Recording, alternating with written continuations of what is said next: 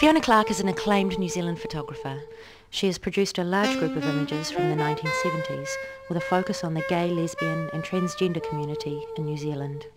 In 1971, at the age of 16, Fiona left Taranaki for art school in Auckland. There she began working at a coffee bar called the Cadora.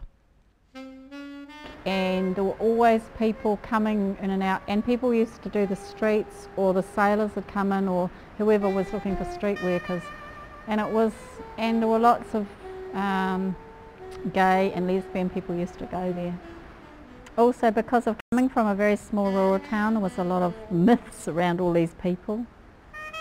And I was quite curious with that. I thought it was very bigoted and very right-wing, and that's the way that's not what people were at all. So I'd met people and I'd done a series of portraits, and they'd all signed the portraits for me. The waterfront workers had, and I'd talked about Vulcan Lane because I used to walk down Vulcan Lane to get to the Cadora, and Vulcan Lane had a pub there and there was a bit of a scene, and that was quite an interesting place as well. And I'd met people through the Cadora who used to do Vulcan Lane, so I photographed the gang that lived basically in Vulcan Lane, and they'd autographed the photographs too. I couldn't conceive that you could photograph things you weren't familiar with. I couldn't work that out. I couldn't work why people wouldn't photograph things they weren't familiar with. It didn't seem somehow right. I don't know whether the word right's the one to use, but yeah, I couldn't see any relevance to it. Fiona then worked on a series of photographs based around her friends attending Auckland University's regular gay lib dance parties. Gay dance was probably a very public statement of, hey, we're here and we're just going to be who we want to be. Forget the rest of you. When the photographs were taken at the Varsity, I was quite young. I was about 15. I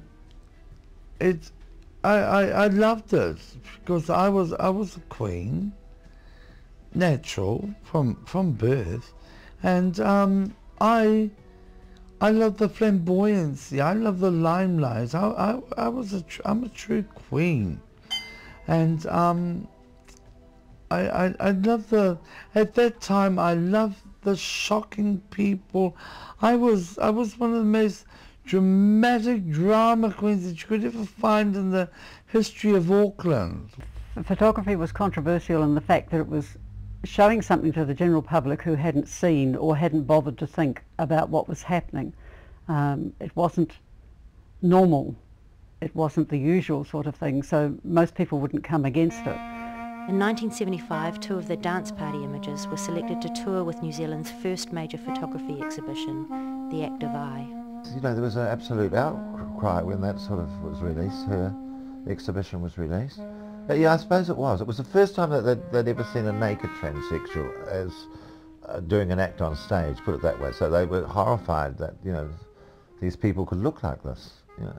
Well, when they first opened at Manawatu Art Gallery, and Luke Byringer had curated the show with the Photo Forum people from Auckland, so it was a really good overview of what was happening in New Zealand photography.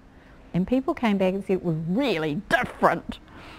And then it didn't seem to, I think there was couple of complaints in Palmerston North, and then it seemed to have got a momentum that once someone had complained, that was it. It was a slippery slope from then on down. It raged through New Zealand for about a year. Every time the show turned up, whether we're going to show them, whether we're not, whether we're going to cover them over, whether we cover the captions over, whether we don't show them, whether we do, where are they? It was ridiculous. So people went to see these photographs and ugly people, what are they doing? How dare they? You know, it really challenged a lot of gut feeling about who we were as New Zealanders. I mean, the extreme was they preached a sermon in New Plymouth at the local church, and I think there were 200 people attended the service talking about degenerates in our community. So it was quite savage, you could say. Despite the controversy, Fiona continued to photograph the transgender and gay community at drag queen events and nightclubs around Auckland.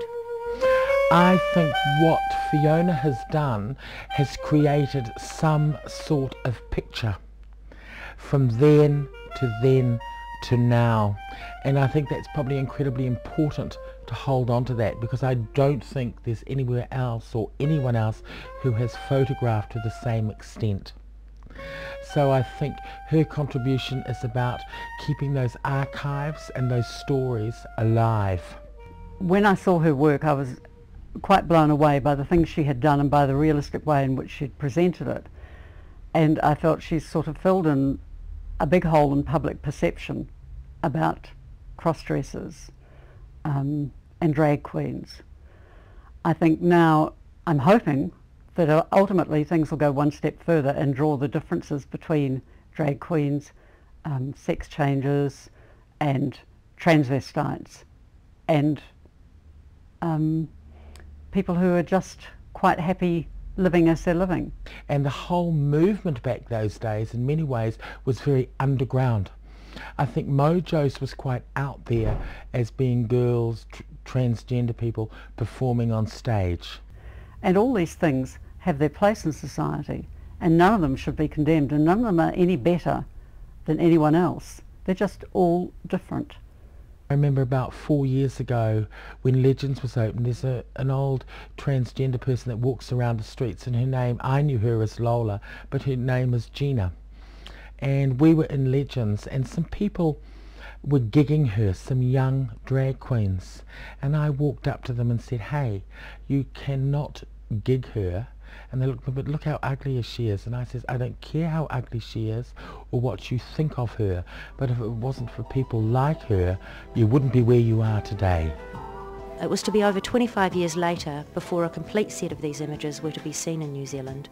In 2002, New Plymouth's Govett Brewster Gallery opened her exhibition, Go Girl. Well, the update was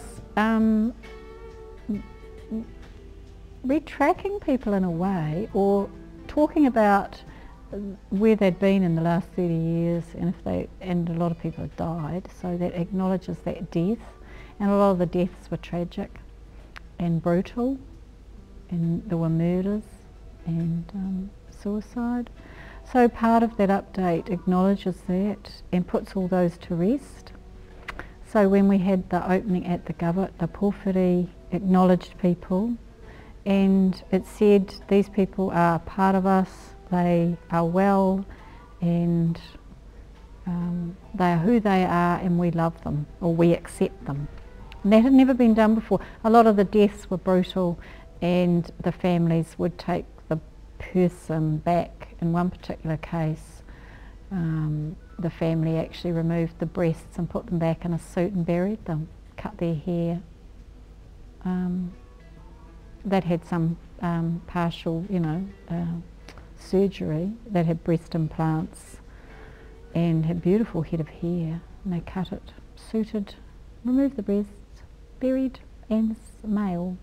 So that was really hard for a lot of people that knew, who actually tried to go to various people's funerals, who'd be turned away and yelled at, and you're not welcome, or go back to the house after the funeral and said you're not welcome here. Or so part of that update dealt with that, which is a big issue. So the photographs of them, I spent a lot of time talking to people from that time again about what it was like for them, and then I did a series of new work about their lives now and how they are, they're basically a set of portraits of survivors, really.